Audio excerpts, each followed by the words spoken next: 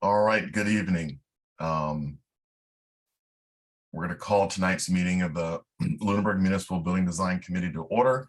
The time is now 6:02 and today is Monday, May the 1st. In accordance with the requirements of the open meeting law, please be advised that this meeting is being recorded and broadcast over the Lunenburg Public Access channel. The recording of this meeting will be available on the Lunenburg Public Access YouTube channel within 24 hours. The agenda lists all the topics which may be discussed at the meeting and are those reasonably anticipated by the chair. Votes may be taken as a result of these discussions. Not all items listed may in fact be discussed, and other items not listed may also be brought up for discussion to the extent permitted by the open meeting law. Public participation is encouraged and public comments may be welcome during committee member discussions at the discretion of the chair. So we want to start tonight with any public comments this evening from the public. All right. Any public comments from our APDC representative, Mr. Scullin-Brini? No. All right. And any public comments from the board? Okay, so since we're meeting on Zoom, I just would like to state who's in attendance tonight. We do have here with us Mr. Greg Roy, myself, Michael Ray Jeffries, Mr. Matt Allison, Mr. Tony Scullin-Brini. We have Mr. David Black and Mr. Brian Leighton. All right, and so missing tonight is looks like Christina Masitis is our only member that's not with us. No. And Tom Gray. Excuse me, Mr. Chair. Yes. I don't know. I'm not sure if her town email is working right because she had issues with seeing the agenda, getting messages before in the past for the last meeting. Okay. So I just might want to touch base or check. Yep. Let me make a note. Okay. So also, I keep sending everything to our Lunenburg online email addresses. They are still forwarding over to your new ones, but I just need to manually type in everyone's real email address so that way I can stop having them auto forward. Okay. Make the note, reach out to Christina. All right. Well, tonight's meeting is pretty straightforward. Thank you all for being here. I know that we weren't able to connect that second time in the month of April. So the objective tonight is really straightforward. I think that we've kind of finalized, for the most part, the hybrid concept. And so the next step for us was really to try to plug in some numbers to come up with some rough estimates for square footage. And then the next step was to follow up with the select board and to have that joint meeting with the select board to kind of just review where we're at. I know that, we've kind of really stretched out a lot of, and it's been on me, I will say, but I know that we've really stretched out a lot of our agenda over these past like 5 months. We probably could have consolidated and wrapped this up a couple months sooner. So we have our hybrid concepts, and I will go ahead and pull them up. But I think the objective today was really to take the feedback that we've already received and then try to use our known information to try to assign some dollar figures to them. So let me go ahead in our history here and pull these up. And anyone else who has kind of some of these source documents that go over square footage, if you want to pull those up too, just to double check myself, that'd be great.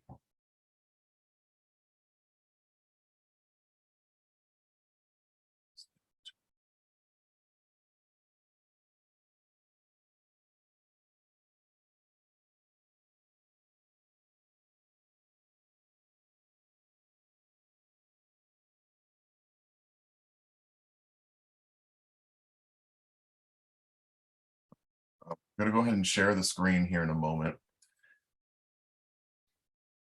Mr. Roy, do you by chance have, or does anyone have the square footage of each building handy by chance? I was just trying to peruse what I have here available. Bear with me. All right, and I'm doing the same. I'm just looking for the total square footage. All right, in the meantime, I'm going to go ahead and share the screen. Did everyone have a good April? All right. Good. I am 1 year older. So.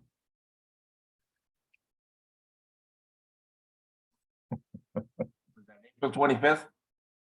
Yes, April 25th. Birthday. The only reason I know it's because you missed the meeting and you excused yourself for your birthday. I did. The, And I'm celebrating my happy 47th wedding anniversary today.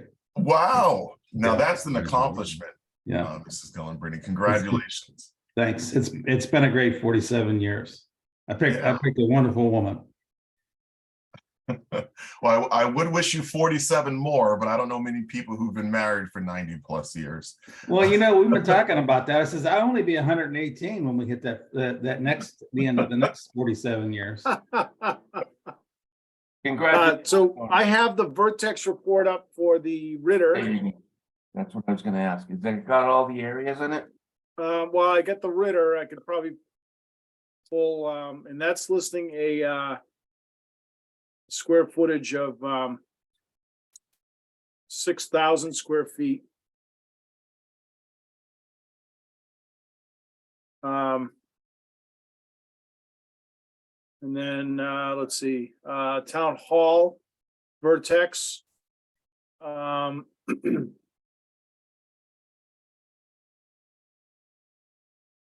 Hold on.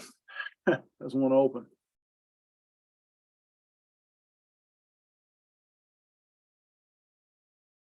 Oh, there it is. I have a square footage of 6,534 square feet for Town Hall. Yeah, see, I have 5,700 on that. Okay. So mine's coming from the Vertex report on page. Boy, I don't know what page it is. Looks like page 5. Okay, I was going page 37. It gives the different options that Okay, they were thinking of. And they have on there, it says town hall renovations. Actually, maybe that's what it is. The renovation would be 5,700 approximately. 1,500, it's 5,700 square feet.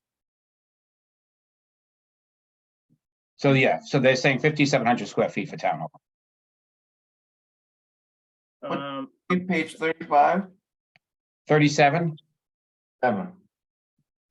37 of the Vertex. Of the TAP A. Oh, the TAP A. Okay, Sorry, all right. I know there's 17 reports and we got to Yeah, figure out I which know. one you want. I'm trying to pull up the TAP A report right now. For some reason, my computer is not being responsive here this evening. I'm looking at a hard copy of the TAP A and my page 37 is option 2 Ritter Building. Right, so if you look at option 3, Oh, so not page 37? no, it's on page, well, my page 37 has a bunch of options on it. There it is. Different regurgitation. So this is the TAP A, page 37. Yes, Oh, I see. Option 2, option 3. Yep. Okay. Oh, my hard copy says page 32 and 33. So if that helps anybody. okay, Okay. All right. And we're ending up with 5,700 square feet for the town hall. correct. Well, 57's, yep. Well, I see that as a Ritter. So, 57 Town Hall. oh, I see. Yeah, option. Yeah. Okay. Yeah, I don't know. Because if you go up to option 2 on that page of the, you see the Option 2, yeah, 6,500 square feet renovations to town hall. So I don't know. 12,700 for Ritter. Yeah, with 5,700 renovated and 7,000 Oh. new. That's with that addition, I get you. All right. So we're going to roughly carry 6,000 for Ritter, 6,500 for town hall. That sounds And- reasonable. And with the TC Passios renovations, what we were left with there was roughly 25,000. Sounds about right. Yeah, for the first portion and a portion of that middle hall. Yeah, I had the TCP total was around 55,000. Yeah, that is the total. But I think what we were looking at with demolishing that north north wing, the central wing, that we would end up with about 25. Yep, option 4. 3,500, 35,000 remaining, 22,500 demolished.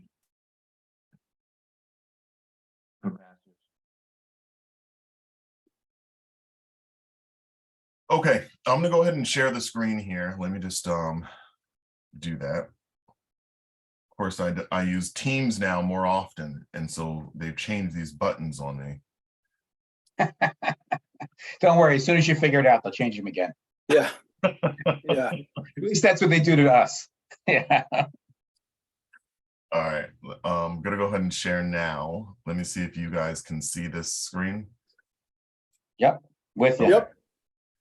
All right, so we have our concepts. We're really down to the hybrid. And so what we want to do is roughly tonight, just plug in some rough numbers.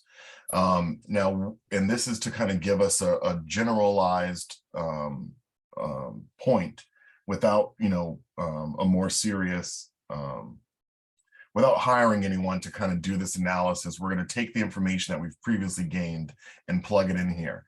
Now, previously where we were at was we were in a range of $325 to $350 a square foot for renovated space. Do we want to add an escalator to that and just kind of flat and say 350 or 375? I mean, what was the just for a point of reference, does anybody remember the number we got per square footage for the revised number for the TCP renovated project? Yeah, And that was in the stratosphere somewhere, wasn't it? Yeah, I'm looking right now to pull that up. Let me go also to the town website. Yeah, that's what I'm just doing too.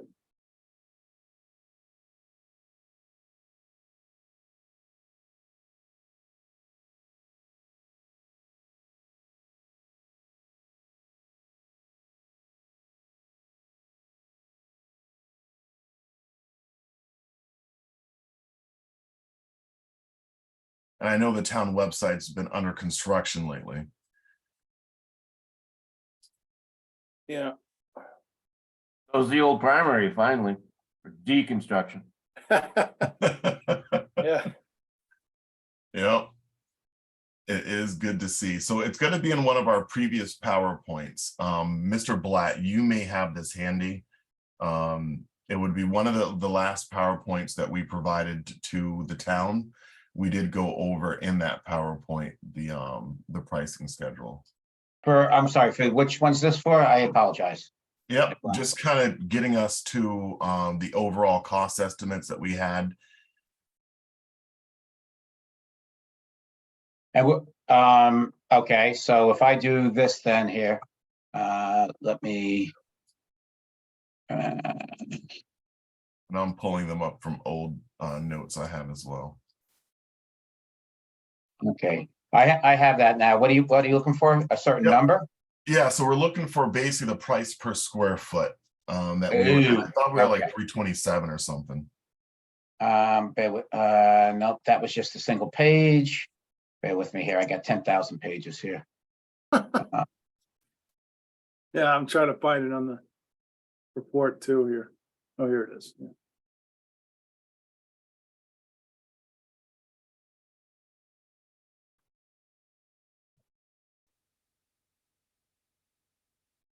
No, it's They're not, they give me everything but price per square foot. I know it, I had it on a, I have the in the report, the total project budget plus the construction plus soft cost at 23.5 million. And then we end up with an escalator close to 20, if I remember, 29.5. Not an escalator, but modern cost. So anyone have a calculator they can quickly divide that out? Yeah. To 55,000 square feet. 30 million we're using? Yes.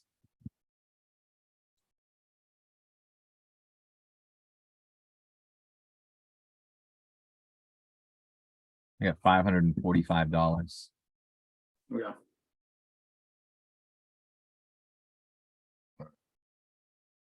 Yeah. And that was including all the soft costs? You had said, what was it, 29 million?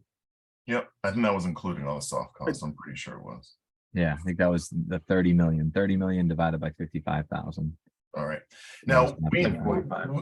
now, even though I think that we're kind of roughing this here, I think the idea here is to get to a ceiling, right? And I'm just moving around you guys, how you're displayed on my screen. Sorry about that. Well, you guys can't see what I'm doing anyway.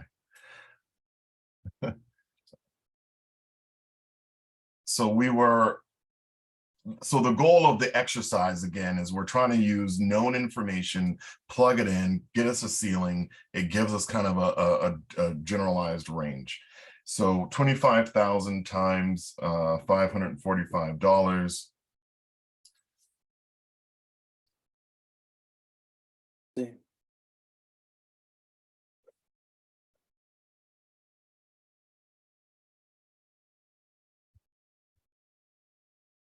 We're at 13.625 or 13.63. The meeting house, 6,500 times 545.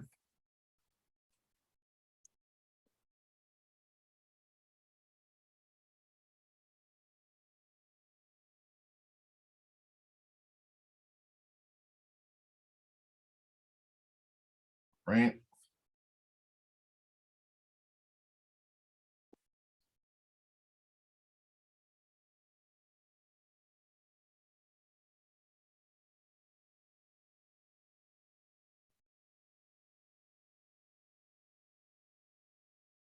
And you're using the 545 on this, Michael, Yeah. right? Okay. Yes. You know, Now, I mean, I think, you know, numbers may have settled.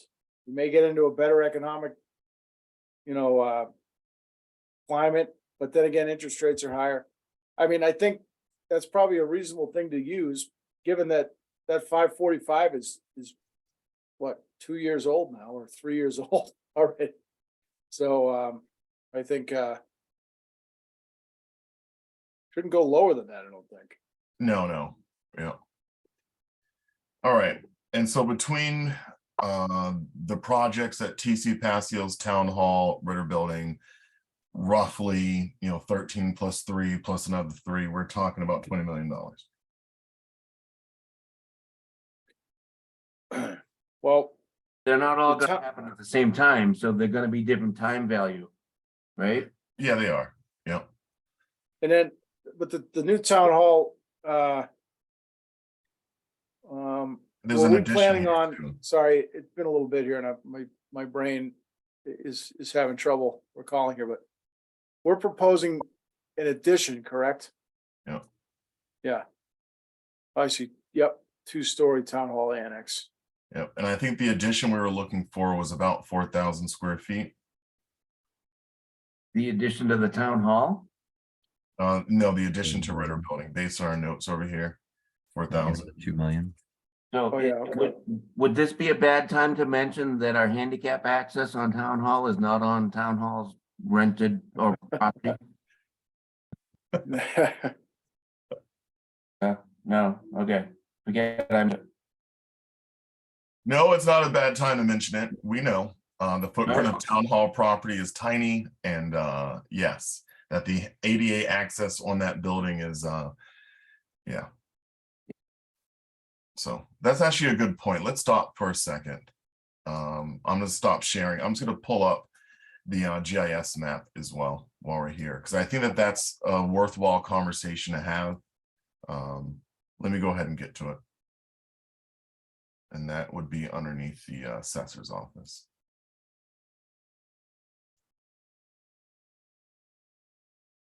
And I'm gonna, I will share the screen. So we can all enjoy this together. Okay.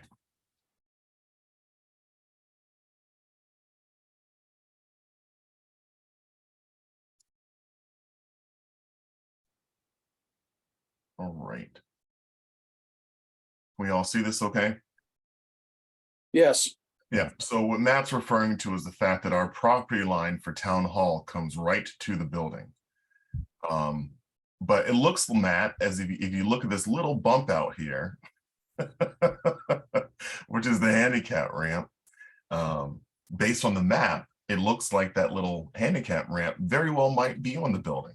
But the reality is, we know it's not. We know how useful the assessor's maps are. Yeah, yeah, yeah, we know that. Been it's- out back there, there's stakes in the ground, and I think that it might have been Dillis and Roy that set those stakes, I'm not sure, but. Greg yeah, knows nothing about in it. the interest of full disclosure, it was my firm that set those stakes. That's what I thought, right, and so I actually was in discussion with Mr. Gilman, who owned that other property. So, yeah, Yeah, we were working, again, in the interest of full disclosure, we were hired by Gilman to do, survey that property. right, no, yeah, I mean, I'm not trying to call you out, Greg. No, I just want to make sure it's a recorded video, so I just want to make sure everybody Of course. understands. All right, I mean, you know, at the end of the day, the truth is gonna come out. Yeah, So we built that on the wrong side of the line. Yeah. At the end of the day. I mean, it is a challenging building and it's a challenging property because we don't have much of a footprint here. You know, obviously no parking on the actual lot. We can see the dimensions of the lot. There's no room for building expansion. And we know that the property owner of the main building here also does not want town employees parking in their parking lot to help facilitate access for the businesses. So it is a really challenging parcel to work off of. And any kind of significant renovations obviously will have an impact. Are we aware, and I don't want to put you in a hot spot, Mr. Roy, but are we aware of any concerns by the neighbors related to town encroaching upon their property? I am not aware, of any, no, Okay, but that's not to say that there isn't any. I'm not aware of any. all right, I'm not the surveyor brain of the operation. I'm the professional engineer, so wasn't really my direct involvement. all right. Since I brought it up, can I add to that, Mr. Chair? Of course. So the interest is expansion of that, the building adjacent to the town hall. Yep, that one. And they had it surveyed, and so regardless of what their intent is, our building is not on our property as the town. I'm speaking as a member of the town. Okay. It's not there. Mr. Roy, how much of is it just the handicap ramp or is it also a portion of the structure itself? I'm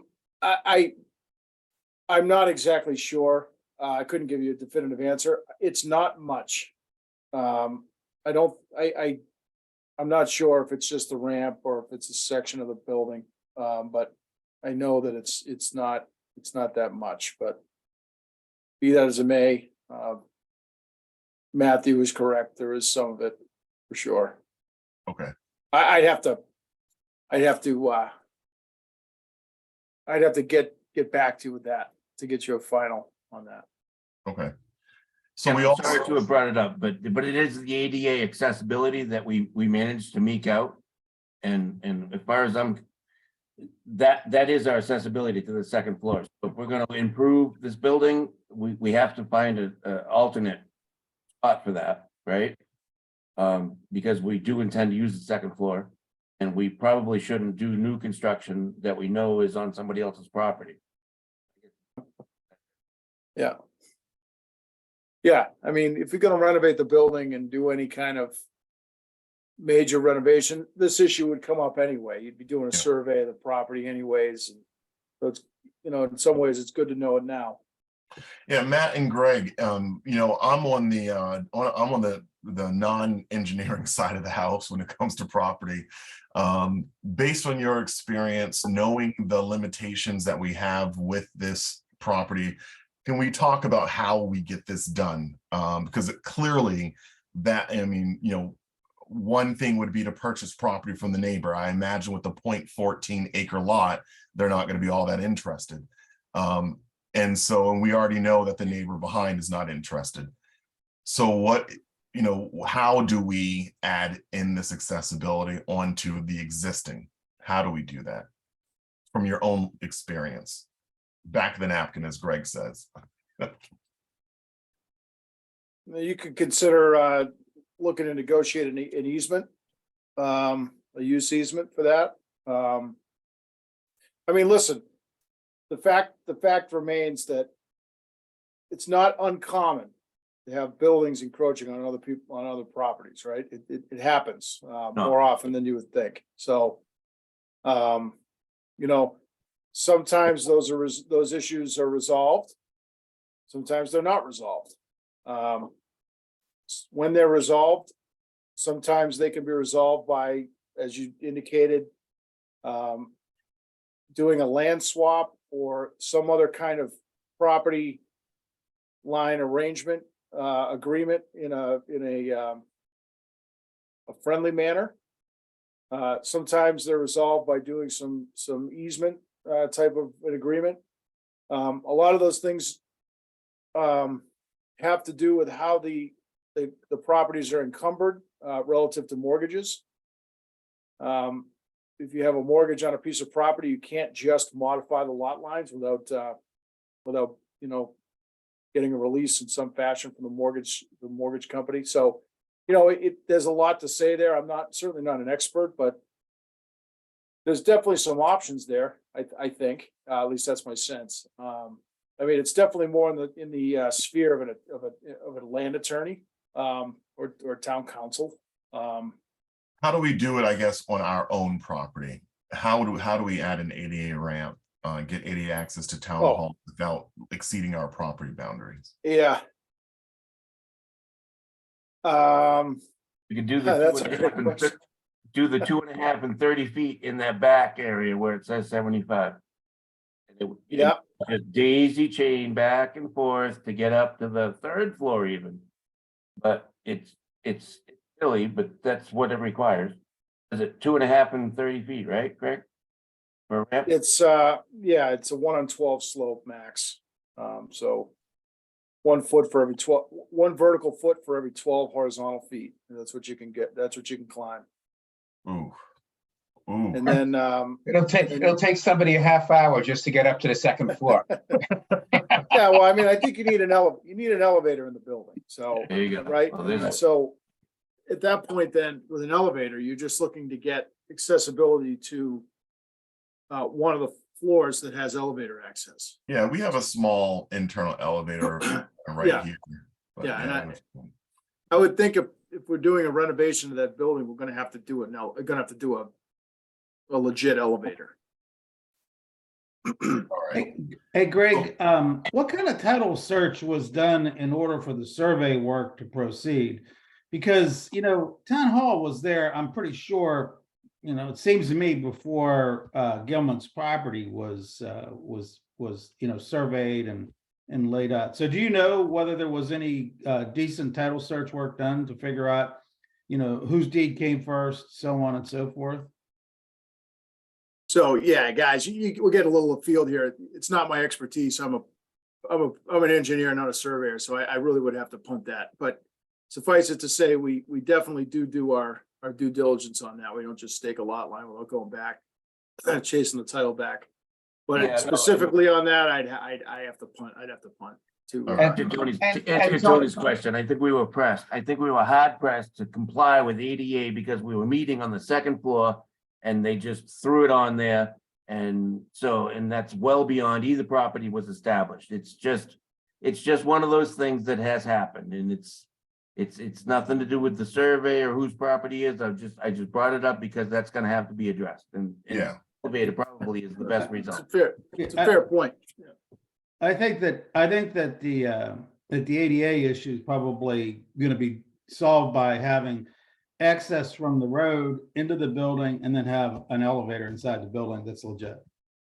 Yeah, I think the And in issue is fact, that you know, the ADA ramp is not in very good condition. That is one of the things I think it's in either the Vertex report or one of the other documents. You know, the structure itself is in dire need of activity. So, you know, it may be a blessing in disguise to say that we're going to tear down that form of ADA access Because it may cost just as much money to do that as it would to put a hydraulic elevator, a real hydraulic elevator, to serve town hall's needs. Yeah, elevators are very expensive. They're not cheap.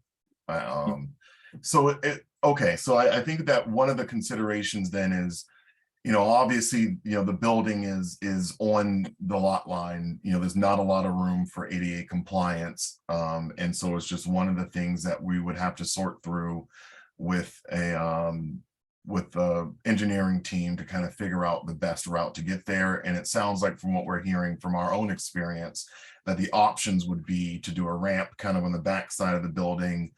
From my own experience, it would be to put an elevator on this side of the building, where we do have that kind of second floor kind of access to get there. That could work. There's also like hallways here. So there could potentially, based on the existing layout, could be an elevator add-on onto this portion where I have the cursor. So Michael Ray, Mr. Chair, what about just a ramp on the sidewalk to get you up to the front door like you just talked about? Yeah, so I think that's something that I think there's a little bit more to that because of how many steps up it is. So you already have that kind of first, as you get to town hall, you do have to ramp it up. And one of the last, I did a project out in Cambridge, and the goal was to make it more ADA accessible. And overall, it was to take the whole front area of the building and really increase the ground to bring the ground to the door. So that way, you're not having people have to make so that everyone can walk in the front door. Bottom line is the amount of area based on what Greg was referencing for ADA compliance, the amount of area that had to be regraded, it ended up being a $300,000 project to be able to do that. I was going to say about the same as an elevator. Yeah, touche. Correct. Well, I think that, I honestly, I think that, it's been said by various public officials, over the years that, it's really nice to get everybody that you're gonna serve by the building in the front door of the building, right? I mean, it's one of those things that, does the American Disabilities Act say that? Well, I'm not an expert, but probably not. It probably just says that you have to provide an accessible route, and it probably gives, and it gives performance standards for what that means. But you got a public municipal building, you really want to give access through the front door. You don't want to have, sort of like, it's just, I don't want to say bad form, but it's just not the ideal way to solve by putting in a sort of after the fact ADA entrance. And I think I'm just looking at the street view of Town Hall. There really isn't that much elevation change from the sidewalk into that front door. Mm-hmm. It's less than 2 feet for sure. There's a step going up from the sidewalk up to the sort of covered deck. Yep. And then there's a step going up into the door. So I think that with some ramps that come in along the base of the building, then making a 90 in there, and then you have a step going up as well, like for folks that want to bypass the ramp. I think it could be done. Yeah. All right. It would have to be done in the right of way, but I think it could be done. I'm just going to make a note. And I agree. Something I've said is I think you're kind of quoting me a little bit, Greg. I talk about the dignity of walking through the front door. Yeah. I think that's so important. Yeah, you and others that I can remember, other former distinguished members of the select board, definitely have brought that to folks' attention. So, I think it's a goal we should definitely strive for. All right. Okay, so also while we're looking at this, let's just take a look at the Ritter parcel. So on the Ritter parcel, I think we all agree that there's plenty of property here for what we were discussing, and I think the thought process was for there to be the annex. Now, something that the building commissioner, as I recall, noted was that the building has to be kind of, we can't imitate, a historic looking building, that it needs to be its own kind of thing. So I think that, as I recall, our thought was, connecting it via this portion of the building, doing an add-on in front. Building commissioners seem to suggest that we cannot do that. And so the add-on would likely need to be somewhere over here, going into the area where we've, removed the old fire department building, public safety building. Sorry, Mr. Jeffries. Yes. I think tomorrow night you guys are going to ratify the appointment of a new building commissioner. So why don't we get his take on that, or this person's take on that? Yeah, we can get their take on it as well. So I don't think that you want to add in front of the original Ritter building with another annex. That's useless, in my opinion. Yep. It would be to the side. Yep. And in fact, if you go into the reports, the vertex, or I'm sorry, the tap A, that's where it shows it on the side. Yep. All right. Let me make some notes. We mentioned, I love that this still shows the old fire and police station. Good thing they're up. Good thing the maps are updated, right, Matt? Exactly. Yeah, further proof that the assessor's maps are very accurate. Yes. All right. Yeah, I'll tell you what. Why don't we move town hall 2 feet to the left, and we won't have to worry again. It's been moved once. We got it lifted anyhow to fix the foundation. Just move it 2 feet to the left. So for School Street, what we have here is we do have, just so we know, in this portion of the lot, we do have an easement that the town has given to the Historical Society. And so this has to remain kind of parking in this area. But we do have, this area back here. But for us, we've kind of left that pretty straightforward. Let me move up in the Actually, plans. Mr. Chair, can I just get a clarification on that? When you say easement for parking, it doesn't mean that people can't park there for town hall. It just means that we have to allow people going to the Historical Society to park there. Correct. Okay, fine. I just wanted to make sure it wasn't their designated parking. Yeah, but it somewhat is. I mean, the way that the easement is written, basically, we can't just plop a building down right here. I'm not thinking of building. I was just thinking park, for people for town hall as more parking type of Yeah. thing. Okay. And the farmer's market too. Yes. Now we're just moving up to the last kind of two buildings here. All right, the behemoth. So for this building, what we've talked about is really keeping this front footprint and eliminating the majority of the whole back. And I think we were at like a portion somewhere around here of this middle wing as well. So to make sure we're all in agreement there. And then the property that we haven't touched is this one, Brooks House. And we had a couple other suggestions for what to do with the Brooks House. Right now, all of this, I'm just going to zoom out for a moment.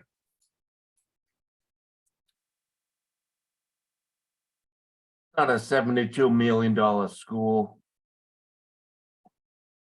Right here. Yeah.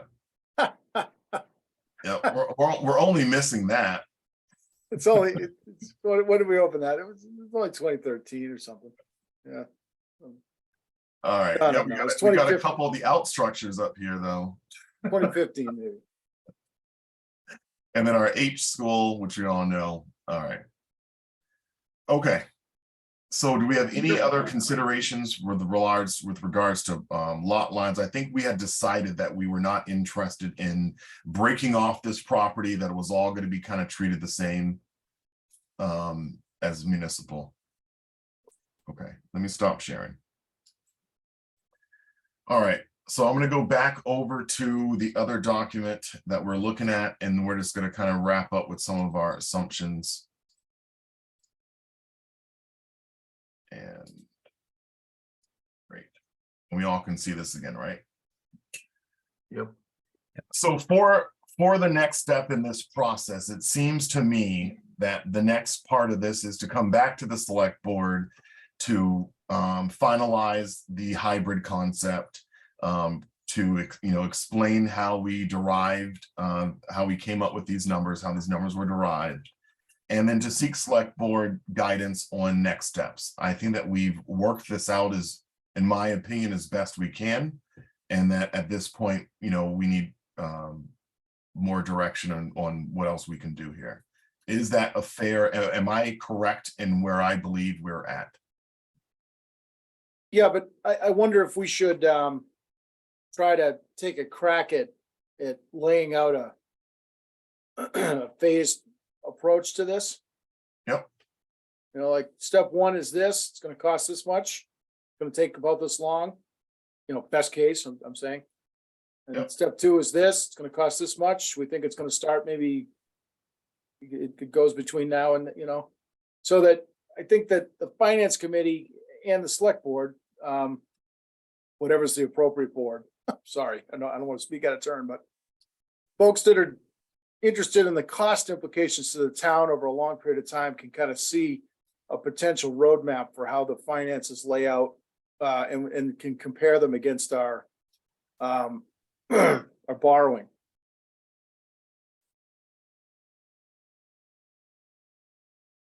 Okay. I think one of the things that we need to do in terms of communicating to the residents as well as the select board is to talk about what's the need. We have buildings and we keep talking about, spending money on buildings. I think without really identifying the need, in particular, the big TC Passios piece of 25,000 square feet. And any kind of an addition that we're going to create new square footage. The question I think the voters are going to have is, why do you need that new square footage? And I think that has to be tied to how many people we need to put in buildings, and how do we retrofit or fix up the existing buildings to satisfy that need, and then any other need that might be identified afterwards. I mean, I keep going back to my experiences in the government, in the federal government, and that was, we had square footage standards that we had to meet for the number of employees that we had to house. And I think that needs to be explained. I mean, I think that we need to say, we have 60 employees, and if you give 60 employees, 200 square feet of space, which generally takes into things like bathrooms and common areas, that you could then say, hey, we don't have 12,000 square feet for 60 employees. And here's how we can satisfy that with an annex. I really think that if we don't work, my experience is when I first heard about the TC Passios project, it was like, wow, they have this building and they want to figure out how to fix it up so they can use all the building. Now we've certainly gotten past that by saying we're going to tear down a bunch of TC Passios. But if we're going to talk about adding new square footage to the town's footprint, I think we really have to go back to what's the need. So I think, Mr. Scullenby, that you bring up some really good points. I know we've been doing this for many years, and it's been really light over this past year, because I think that we've just been taking all the work we've done, and perhaps we haven't done a good enough job of just doing enough review of what we've done in the past. But we have done a really exhaustive need review.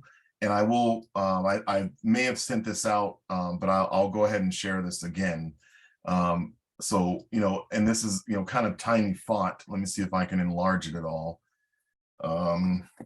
See, my mouse pad is, where's my formatting stuff? Zoom, there we go. All right, so that didn't do much, but whatever. Let me go a little bit bigger than that.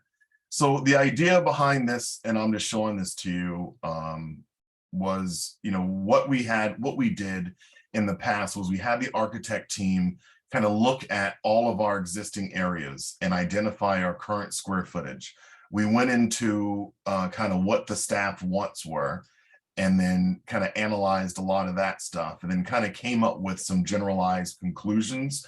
And so it's a pretty, I'm just kind of giving you the header, and I can email this over to you, but it's a pretty exhaustive, assessment and analysis. So what we've gotten for the money we've invested so far is a very detailed, thorough needs analysis of what the actual needs are. I'll stop screen sharing.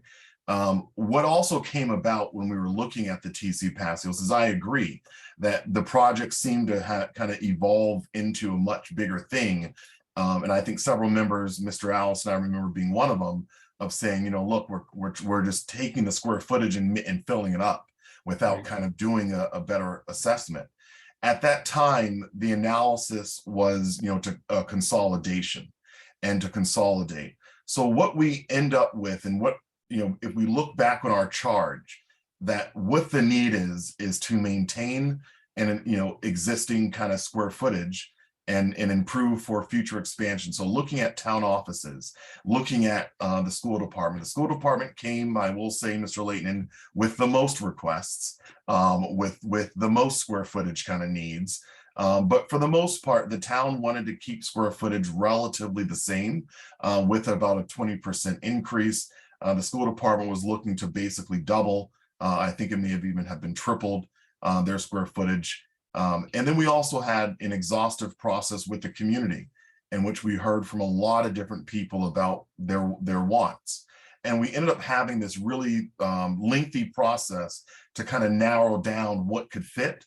And ultimately what was decided was that we were going to fully accommodate school needs, fully accommodate town needs, and then, continue to maintain a food pantry, that we were going to expand the footprint for PAC, that seemed to be kind of mission critical. The extended school programs, that seemed to be critical. And then we also had a lot of requests from the Boys and Girls Club, and we weren't able to accommodate.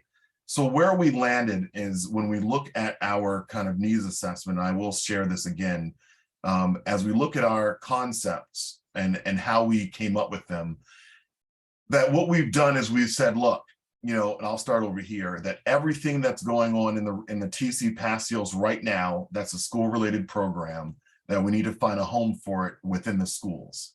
And that when we talk about a future TC Passios project, that's something that should be tacked on to that project in some kind of way, is creating that. So one thing that we've done in this planning is largely removing a decent amount of those school programs. However,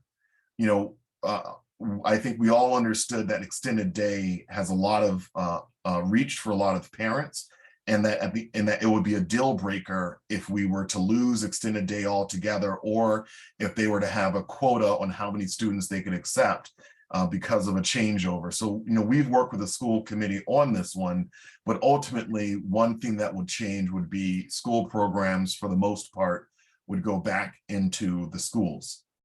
We also, in keeping,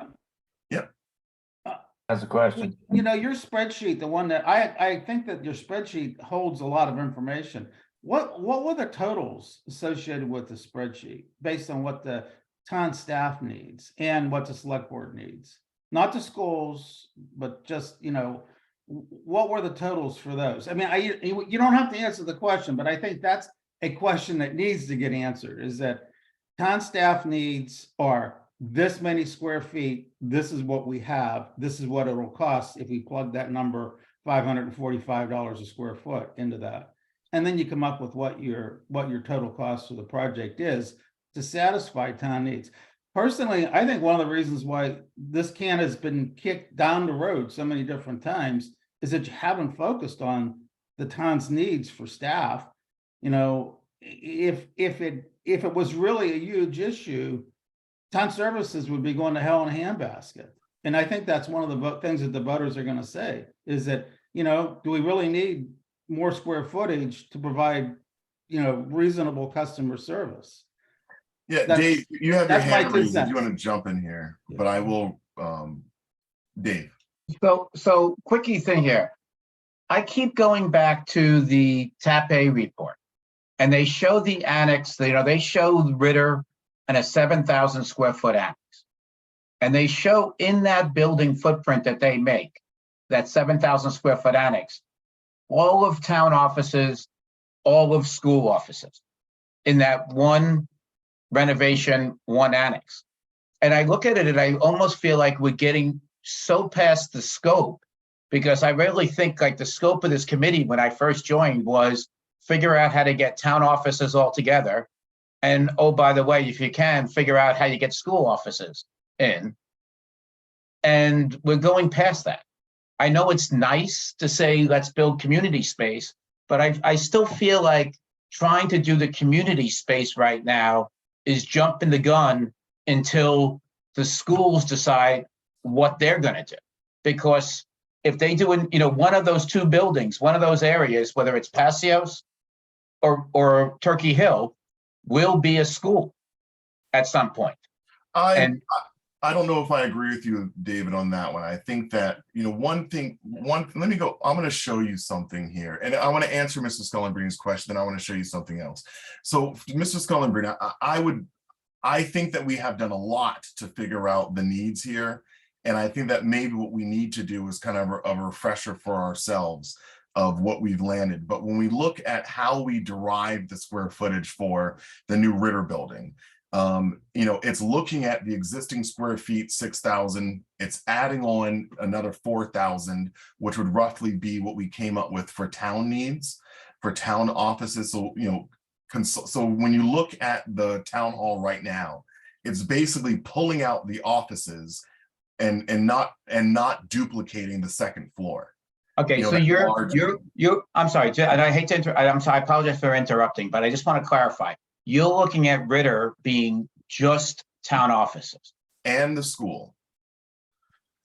So when we look at Ritter, it's the new town hall, Ritter second floor, basement for school admin, and ACE, annexed southwest side of the property. So the existing Ritter building would become kind of the new school building, and the annex would become essentially the new town hall. And then what would happen then is all those meeting rooms that we currently have right now spread out, that the need for meeting space, that when we met with, Mr. Allison, I think represented the Grange group, and we had a couple other groups, that there was a lot of need for kind of this multi-purpose shared space. And so the solution was to use town hall and create those meeting rooms, and they can function as meeting rooms. They can function as additional space for the nonprofits that wanted to meet. And so how we come up with this is basically keeping a lot the same. The one building that I think that we kind of landed with a lot is the TC Passios. And part of it is that there's a lot of emotional attachment to things that happen there. And then there's also a lot of critical support, like the food pantry. We're finding that a lot of people are food insecure. And while we didn't have a food pantry, 15 years ago, we do have one now. And if we lose that capability, I think that would be seen as a big loss for residents.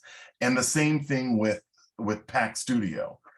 That's something that's very supported by the select board and many members of the community, is maintaining some kind of space for PAC.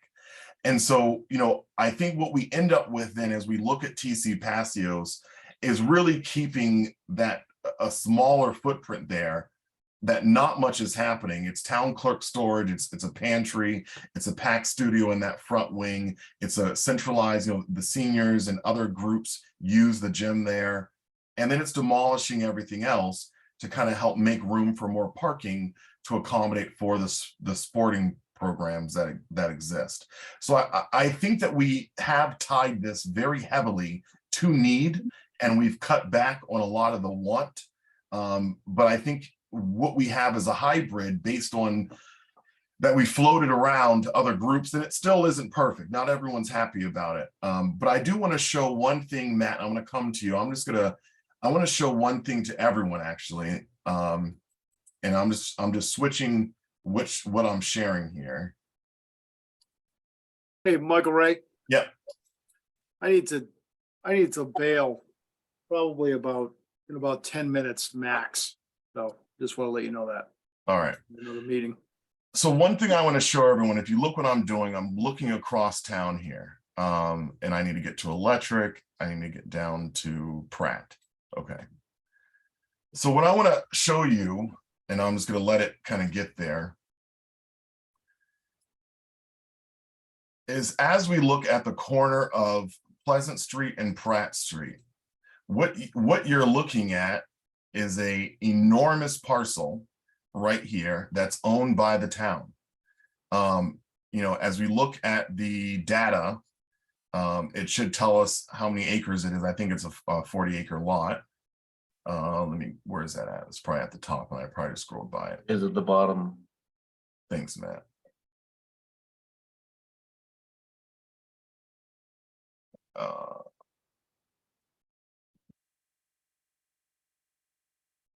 Why am I?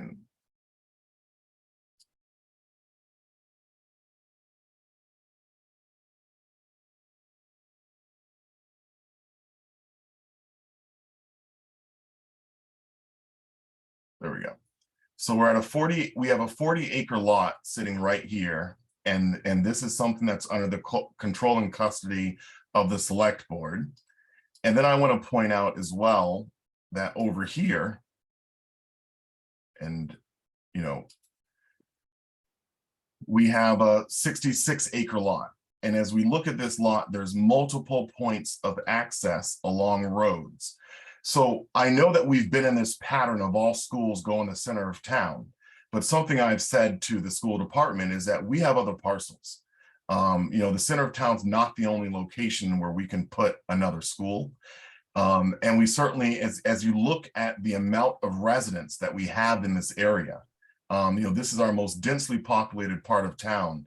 To me, it sounds almost logical that the next school should probably go somewhere in this area.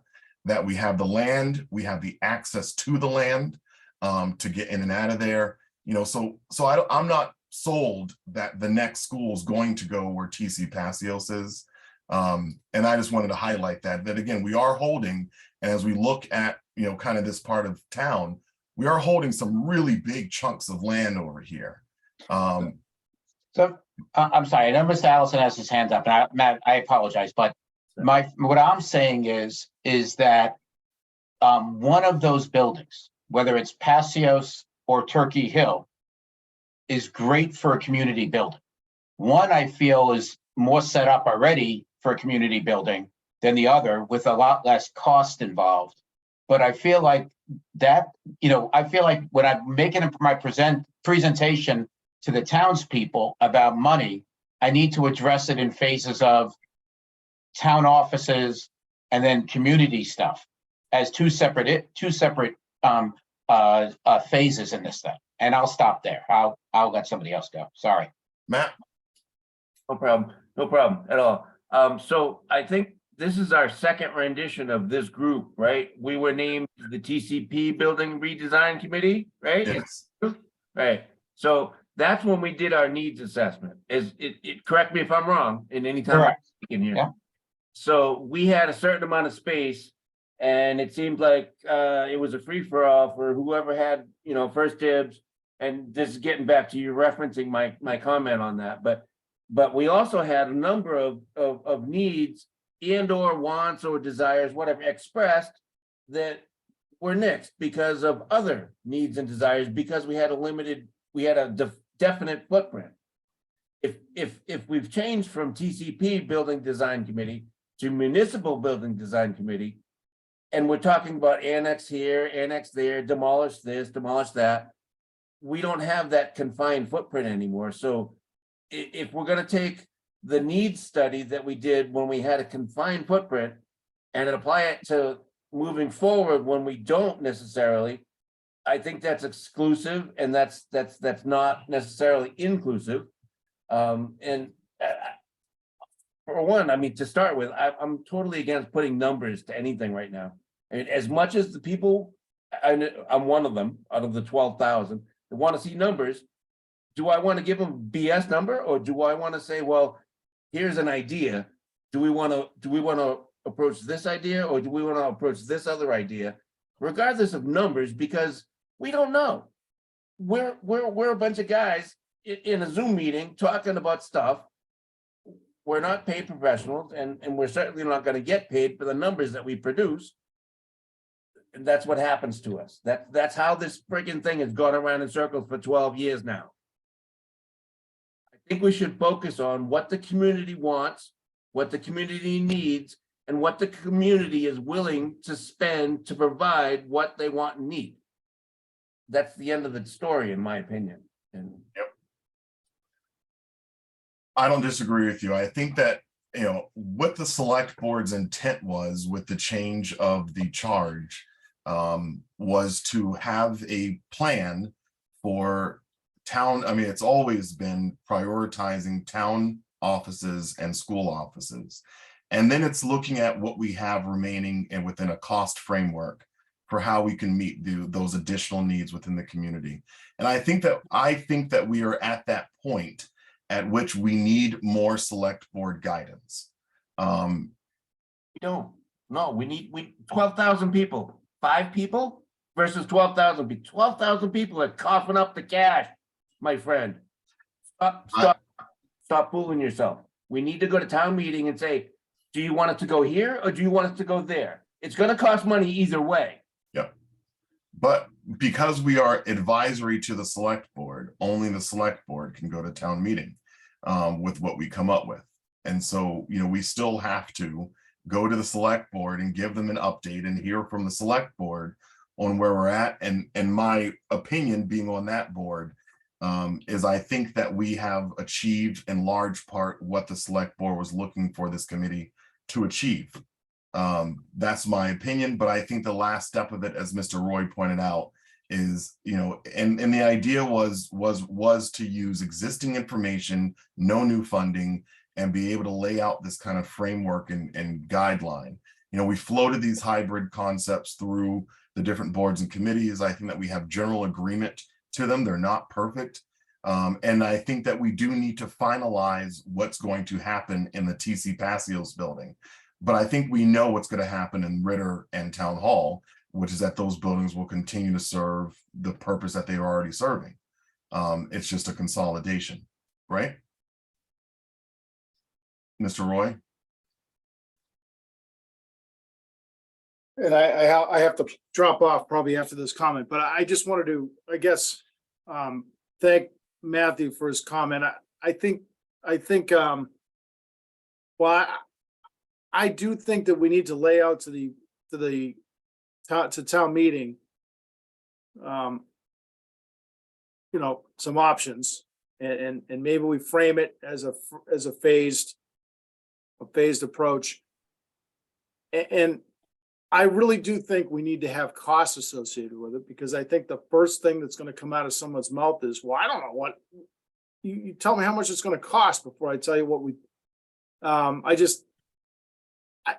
I do want to say that what Matthew said is completely correct, in that we're really just kind of going, it might be somewhere around this amount. So I think that whatever we do, we need to, like, in bold print, say we're applying 2020, we're applying this square footage number that we got from this study, and this is only for comparative purposes or something like that. So that everybody's clear that all of these things, all of these projects, should the town decide that we need to go forward with a certain path, we'll need professional help to develop site-specific plans and come up with an actual cost estimate. So that is the danger with giving cost estimates like this, is that you plant the seed in someone's mind that it's a $3.5 million project, and then when it comes in, it's 4.5, 5 million, and everybody says, "Well, you told me it was going to be," So I just think that Matt brings a very good point with that. Like, we should be very careful about throwing around those numbers. And at the very least, it should be heavily qualified. Yeah. Yep. No, I wholeheartedly agree. Thank you so much for that comment, Mr. Roy. I know you have to get to another meeting tonight. I do. I'm sorry. Thanks for joining in with us. Yeah, no, we're almost at a wrap here. Okay. All right. So going back to sharing the screen here.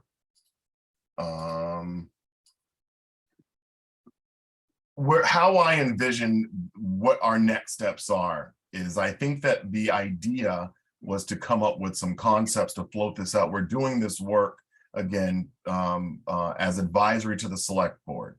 The next steps in the process would be to get buy-in from the select board that this is the direction that the select board wants to move in.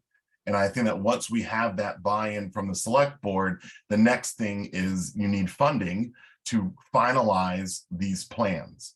To figure out how will that town hall be laid out. I mean, none of us, and we all might have CAD experience, but we need to finalize, all those plans. But I think our task at this stage is not to have a floor plan of every single building, but to have concepts for the different buildings and what we can do with them to get that broad buy-in to finalize them further. And I want to I know Dave and Brian, you've been here for a bit, so has Matt. I mean, I want to make sure I'm capturing this as correctly as we have all understood our task to be. I would agree. No, I agree. So when we came up with the concept, what we had said was that TC Passios would function as a transition space. And again, our notes, then a community center. So this would be the space that everyone's moving into while other places are getting outfitted. And as far as what's getting demolished, I think that we raised this in a previous meeting about how we can go to the town and say, let's tear this down, but let's build this up. That I know that was part of this goal, was to minimize what gets demolished, what gets new construction. But I think we landed that new construction cost at the TC Passios were equivalent to renovation costs due to the age of the building. And that to keep all those functions together for town hall, and we were looking at Ritter Building, how to keep these buildings in use, that we would essentially consolidate it all on that footprint of the Ritter Building. And then you have town hall that continues to function for meeting space. So I would assume that Ritter Building would be number one. Yeah, I thought the same thing. Can I interrupt you, Mr. Jeffrey? Of course, of course. So I think the number we just came up with was 545 per square foot, Yes. the renovations, right? Yes, I think what we were told as the TCP redesign committee that it would be, what was it 350 correct.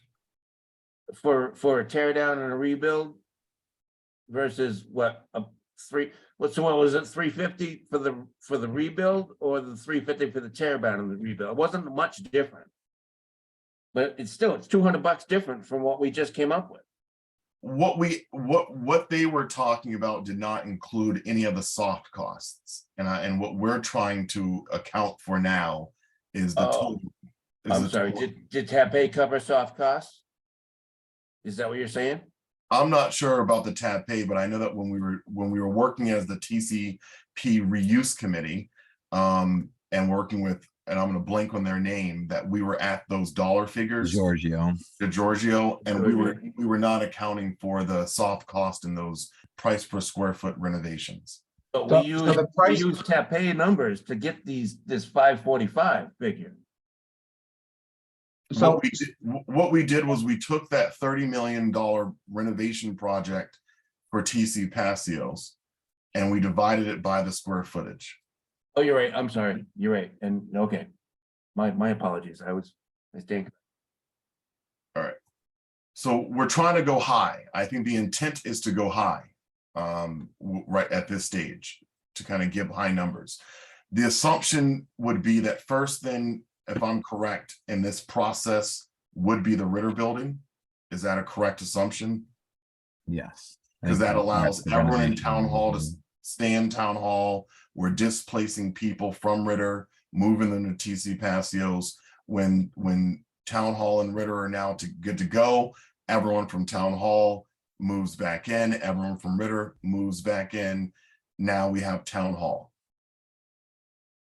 And that would seem as if town hall would be the next number two. And then Yeah, after it's, town hall, I feel like you could go either way with TC Passios or Town Hall because everybody would now be at Ritter. So TC Passios and Town Hall would both realistically be available. But Brian, you would need the space, the meeting space, particularly for select board meetings, which I'm assuming would take place in Town Hall. So I think that Town Hall would be the next place, not TC Passios. all right. I'm in agreement with you, Mr. Scullenbrini. Mr. Blatt, are you also thinking town hall would be number 2, Matt? I feel yes, based on town sentiment, yes. Yeah, So I now we, agree. I think because we still have the meeting space in the TC or the town hall, regardless of which one goes first. Correct. I think the emotions though are with these 2 buildings. I think people want to see these buildings get shored up, and then that becomes almost like a stopping point, because in all fairness, I mean, having been a resident here for as long as I have been, I think that I think phase 1 and 2 are getting past no problem. It's phase 3 that's the problem. Because phase 3 is a building that I think is now we're getting into some want as well as need. And what we do in this process, and I think this is part of the vision, is that we get going on this, we have time to finalize what this exact footprint looks like for phase 3. We already know that 30 School Street is in motion right now as far as a demolition goes. What would be ideal for the town would be for us to work with one of our land moving companies and try to work out some kind of deal where we give them access on another site, and in exchange for it, they help us regrade and plant at 30 School Street. That may be a cost-effective solution, because we do have people that specialize in earth removal in town that have a lot of property, well, have a lot of vehicles. And I know that in the past, we were trying to negotiate something like this and they were amenable to it, in which it would basically be one of those deals where they need sand, they need gravel, they need loam. So we take town property that has those items on them, we give them access to be able to withdraw those materials, and in exchange, we get some work from them to regrade and finalize other areas. I have a question. Yep. How is that above board? I mean, because we've talked about this before. The farmers, the farming community, the agricultural people, we would love to have refitted the old primary at our own cost. People in town would love to have worked on that building and brought it back up. Okay, but we were told we couldn't because it's not union labor and it's not municipal and blah blah blah blah. So how can we do this shady deal with the land person? And how can we do that? Well, hold on. I'm not trying to throw this out here, Mr. Allison, as if there's some finalized deal that's set in stone, or that we even have this in pencil. But since I work for a quasi state agency and we follow state rules, I mean, it does happen quite frequently. I can't speak to what's been said in the past, Mr. Allison, but it happens quite frequently that you can. The main thing is making it is the public process. Well, I think you need to have some conversations with the powers that be, because this has been suggested, and then people in the town were very much willing and able to have fixed these buildings that the previous DPW people just let go to crap. So anyways, I'm sorry. Yeah, no, so I think that what you're getting into is public procurement. So when you own property in Massachusetts and you're having any work done to that property, the expectation with public procurement is that you have to go out to bid for that.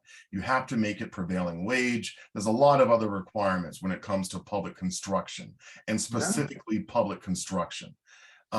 That what you can also do is you can do a public process that says, hey, anybody interested in being able to do this work for us, that, in exchange for A, we want you to also do B, and then you get proposals for that. Now, what some people will do in an RFP process is they may say, hey, I can do this at no cost to you. I might pay you, or, it's only going to cost me X amount of dollars. So the critical point is having a public process that is open to everyone. What you can't do is you can't do a side deal with one person or any one group, but you can kind of gauge interest. And then again, you can go through a public procurement process. So it is possible for the town, as I understand it, it is possible for the town to engage an RFP that asks for an outside vendor to come and do some work at 2 properties. And that is possible. And sometimes you sweeten those kinds of deals by getting your costs down by offering in certain benefits, like, hey, we have this piece of land, you know, we will make this available up to so much yardage in exchange for reducing the cost to you for doing this other work for us. That those are legal, those do happen. I don't know the details on that, and I don't want to get too off topic, but I don't know the details of what happened in the past. I know I was not a part of those conversations. Thank you for the explanation, though. All right. We have Ritter Building, Town Hall, TC Passios. Brooks House is kind of here as a demolish or sell or school programs, community link, early education, and then 30 School Street, green space or parking. I would envision that 30 School Street would probably need to happen at the same time as number 1.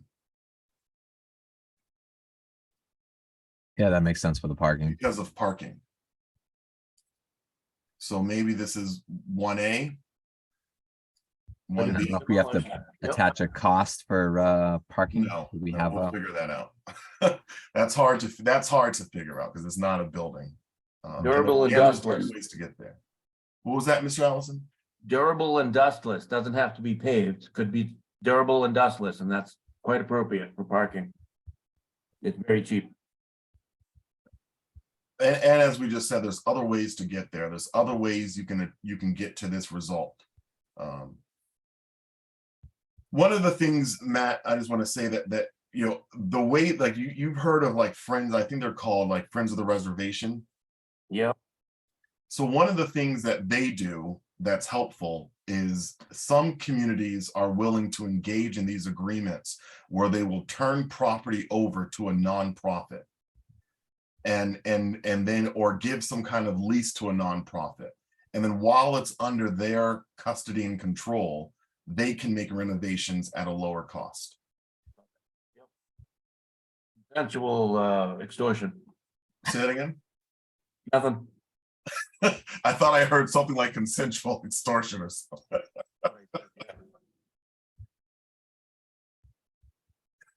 All right. So I think for the phasing, that the idea would be we need parking. So the village center, you can have parking within a half a mile. So you need parking in the center of town. School Street would be first, Ritter Building, Town Hall, TC Passios. The considerations that we have is that we know that there's going to be significant renovation of all buildings, hazmat abatement unknown at the Brooks House. We know that we're going to need to do some roof work at TC Passios.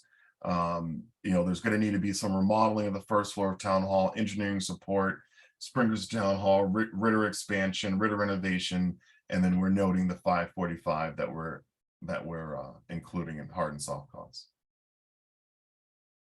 All right, I'm going to pause here. Anyone have any input, thoughts, opinions, anything at all that we want to get out here now and talk about? Matt, I wanted to comment on your concern about our square foot costs being so high. I think that the 545 is legit in today's environment. You know, if you look at the cost to build a house in Lunenburg right now, it's approaching $350 a square foot. And that's without, you know, detailed set of plans, you know, that you would have to go through. That's with like a generic set of plans. It's going to cost you $1,500, $2,000 to build that house. So I think that the 545 is a good number for us to use, because the last thing that we want to do is underprice something that we tell people, and then it comes back in at such a high figure. And I think it also gives us more credibility that we're looking at something that's kind of a not to exceed expenditure for the town versus being on the bubble where it might cost us more money to actually do the work if they agree with it. So I think 545, it's a staggering amount, you know, considering what prices have been in the past. But, you know, based on my experiences and watching, you know, like the housing market here, I don't think it's unreasonable. I would just add too, I think the way that we are now able to look at multiple buildings and being able to tear down part of TCP, not renovate part of TCP, that really allowed us to reduce the square footage. Even with adding a new Ritter annex, we're still reducing the amount of square footage we're touching. Yes, and the thing that's really good about the argument that we can make, and this goes back to one of the initial reasons why this committee was formed, is that you don't want to use that TC Passios for a split up town function. You know, if you put all the town functions in a single spot like the Ritter building, now we have the efficiency of the organization working in one location. So you can make the case that getting rid of square footage, while getting rid of a lot of square footage, while adding a little bit of square footage makes sense because you can consolidate the town administrative functions.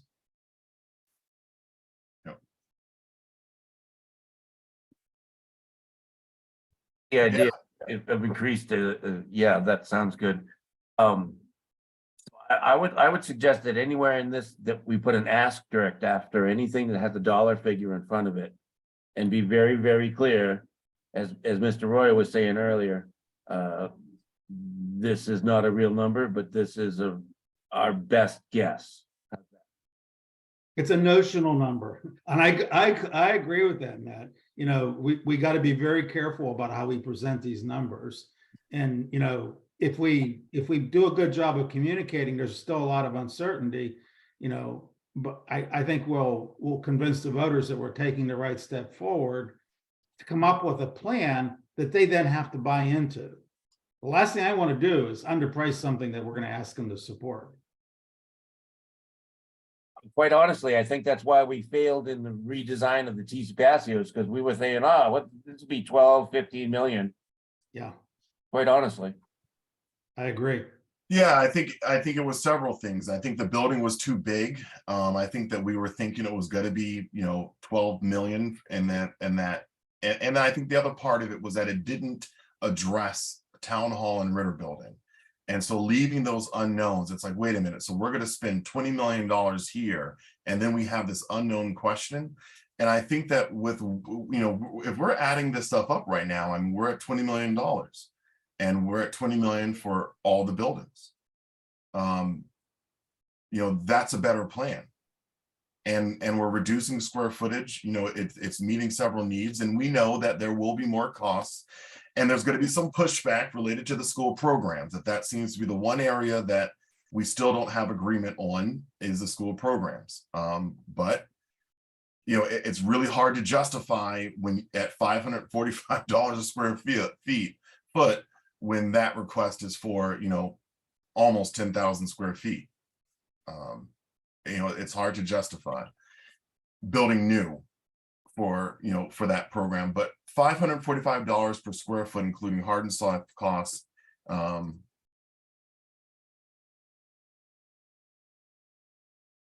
Question for anybody who might know, how many square feet is the $72 million high school?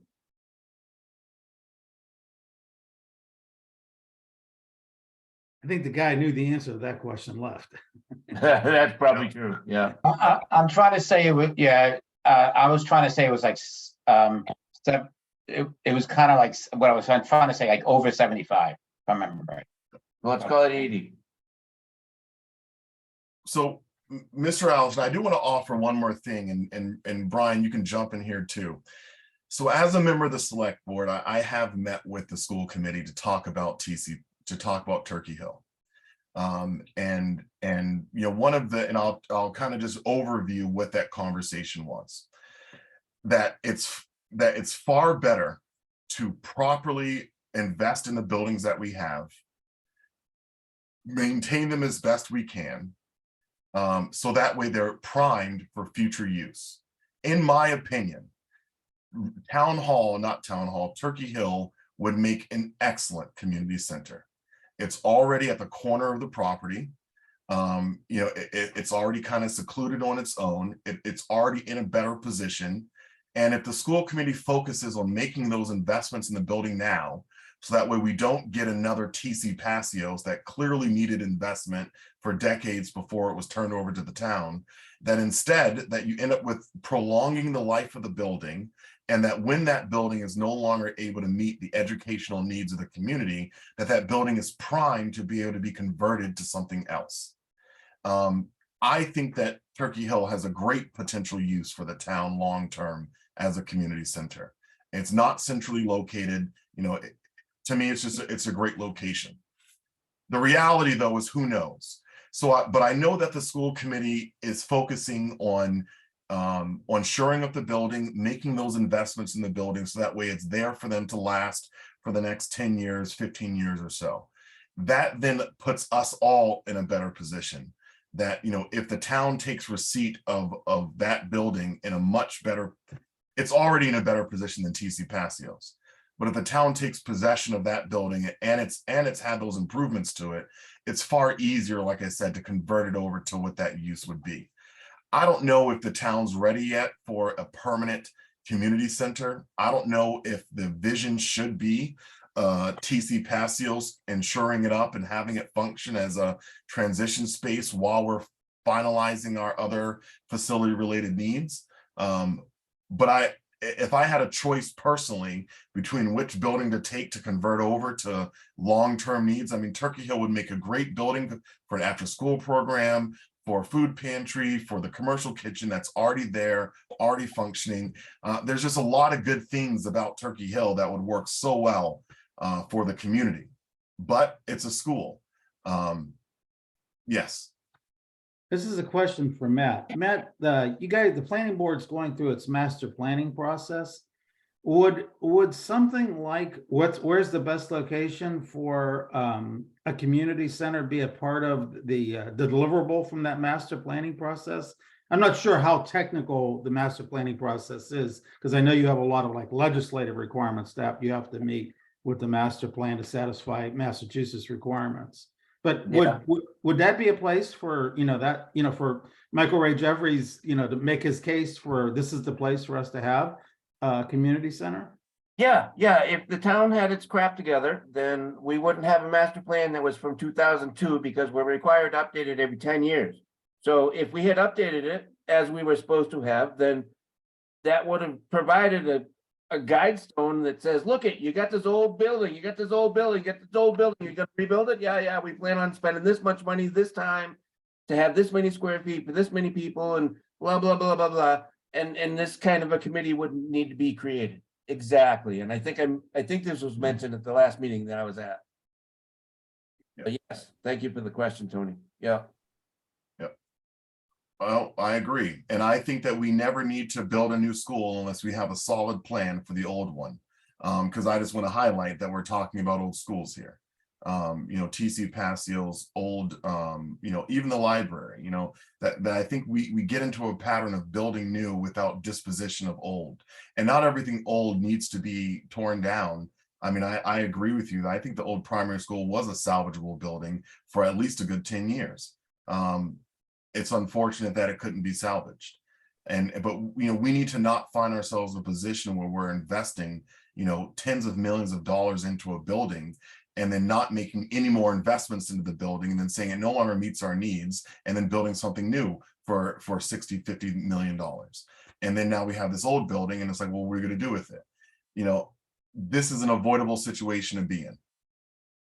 And we just have to be better going forward. And I'm glad, Mr. Allison, that what you just said, I'm happy that during my tenure as a select board member that we will get a master plan done, even though it has nothing to do with me. Me too, since I've been on for 10 years plus. So I'm thrilled. I'm thrilled. All right, I think that, are there any other final comments that we have? I don't want to take up too much more of everyone's time tonight. Any guess on what the square footage cost was for the new high school? Yeah, if it was 545, it would have been only $46 million, I believe, right? Mistaken luck, buddy. Yeah. $72 million at 80,000 square feet is $900 a square foot.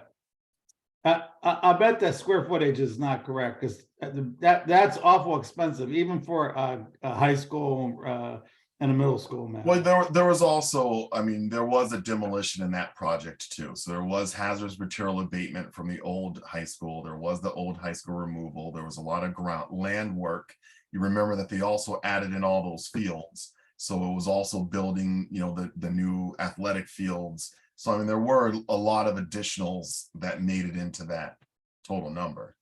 It was a $350,000 greenhouse to grow cut flowers and not teach kids how to grow food. Yep. All right. So that's a comment for Brian, Mr. Member of the school committee, about how we can get that greenhouse to help kids learn how to eat and grow food instead of cutting flowers. Pretty much. All right, do we have any other comments here tonight? Anything else? I know that we have an agenda, but this was really the only thing that was the key point for the agenda. All right, are we available in 2 weeks on a Tuesday to meet with the select board? So that would be the 16th. I'll be in town. All I'll right. be here.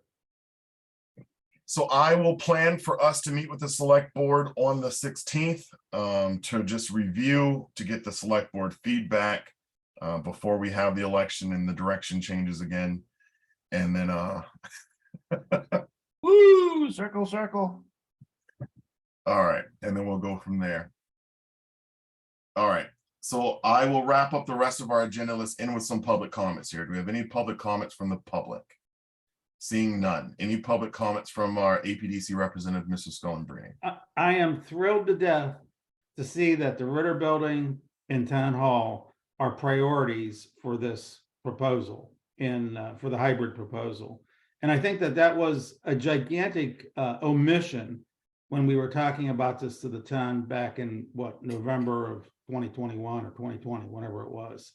So, you know, from my perspective, that's a huge victory for the Architectural Preservation District that we're going to spend money to fix up those two buildings. Thank you. Do we have any public comments from the members of the board? I would like to mention that. Thank you, Tony. Yeah, here on that comment. I'm very pleased as well. And the TCP being the number 3, basically being fully utilized, I think. But on a totally separate note, I've been kicking back and forth the idea of putting together a town warrant article for to raise and appropriate $350,000 to create a community kitchen at the existing TCP kitchen and cafeteria. And that was sparked by the 2018 bond bill that the state of Massachusetts thought that Lunenburg deserved $1 million for 3 purposes. And the community kitchen was one of them, and they designated $350,000. I can't tell you how many times and how many people I talked to trying to help me come up with a way to approach, how do we get that money out of the bond bill? Nobody wanted to help me. The only person that actually helped me was Dean Tran. He said, keep at it, keep at it. That money is there. That they did it for you. So I'm thinking about a town warrant article, and I'm chairman of the Agricultural Commission as well. So I think it would be easily done by the AgCom. I tossed around the idea of doing it as a citizen petition. This group, I think, would be a very great benefactor to show support for that kind of a thing, or even this group could put that article forward. I believe, I'm not sure. I think that that bill is gone.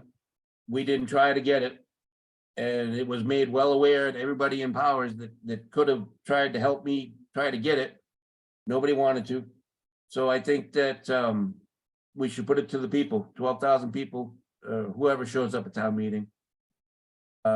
Would you like to have a town market? Do you think it's worth, $350,000? Anyways, that town warrant article I'm thinking about. You're talking about a commercial kitchen, TC Passios. Yeah, the community kitchen, like it's been stated. I mean, there was a previous select board member that said, yeah, there was so much talk about that, but where is it? Well, it's not funded, so it's not here. Yep. It was available, the funding, but we didn't approach it. We didn't follow up on it. Matt, I think that's a great idea. I fully support a commercial kitchen at the, one of the things that was not one of the requests that came through the select board for ARPA. But what I would strongly recommend is for you to send over to the select board an email and not, send it to me and all the other members and just remind us that of the situation and the funding, because the select board will be discussing ARPA next week. And so if you can get that over to us immediately, that would be helpful. Okay. All right, any other comments this evening? I'll offer one of my own. Tony and Matt, this is kind of directed towards the two of you guys. So, I want to thank both of you for your many contributions to this community and to this committee and to the town. I really enjoy working with both of you. Since Tony's coming to town, I'm not to the exclusion of Brian and Dave, by the way. But I really enjoy working. I'm just highlighting Matt and Tony. I really enjoy working, Tony, with you. You have a wonderful family. I know that you and I don't always see eye to eye, but I never questioned your intent, your integrity, and your real devotion to the right thing. And reasonable people disagree. I say it all the time, and I'll work with you any day on anything. You're one of the best. And then I just want to say to Matt, I know that you and I talk personally, but Matt, I think the world of you, as you already know. You are an exemplary leader. You speak your mind. You're very blunt. You're very direct. And in the end, we get to where we need to be at. If you think about the comments that you were saying, a year ago, and where we are today, we're much closer to the vision that you had a year ago today. And that's your input, and I know sometimes it feels like we're talking against a wall. But I really just want to highlight that I really want to acknowledge and appreciate the contributions that you guys have made. And again, not to the exclusion of Brian and David. I'll highlight them next time, but I just wanted to highlight you guys today. So thank you guys. Guys, high school is 113,891 square feet. There we go. Whoa, that brings it down to about 750. All right. Any other public comments this evening? Okay. Is there a motion to adjourn? Yes, motion to adjourn. Second. All right. We have a second from Mr. Leighton. We have a motion, a second. It's a roll call vote. Mr. Scullenbrini. Aye. Mr. Allison. Aye. Mr. Leighton. Aye. Mr. Blatt. Aye. And an aye for myself. Thank you guys. We'll see you on Tuesday, the 16th. And I will follow up with you on the specific time that we'll be meeting at. So thanks again. Thank you. Thanks for the hugs, Michael Ray. Thank you. All right. The check's in the mail. Okay. So